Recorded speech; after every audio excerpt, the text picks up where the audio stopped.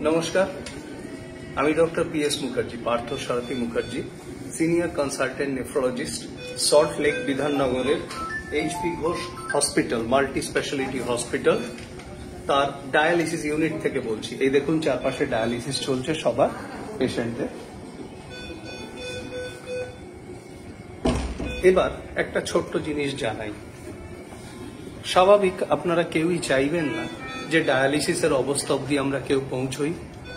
সেটার জন্য আমরা একটা ক্যাম্পেইন, একটা ছোট্ট পরামর্শ আপনাদের জন্য দিচ্ছি। সেটাকে সর্বভারতীয় স্তরে হিন্দিতে বলা হচ্ছে এক চামচ কম, বাংলায় 1 চামচ কম, ইংলিশে 1 স্পুন লেস। 1 স্পুন লেস কিসের না, কাল থেকে যা রান্না খান, যে ইডলি দোসা খান, যে মাছ মাংস খান, যে নিরামিষ পনির খান, সেটাই খাবেন। শুধু রান্নাটা করবেন 1 চামচ কম নুন দিয়ে, 1 চামচ কম চিনি দিয়ে, আর 1 চামচ কম তেল দিয়ে।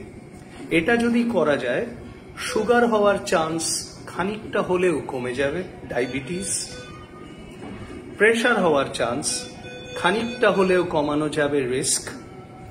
আর তেল কম হলে বুঝতেই পাচ্ছেন ওবেসিটি, ফ্যাটি লিভার এবং সবার ওপরে কোলেস্ট্রল, তার কার্ডিওভ্যাসকুলার মরবিডিটি, তার চান্সও কমে যাবে।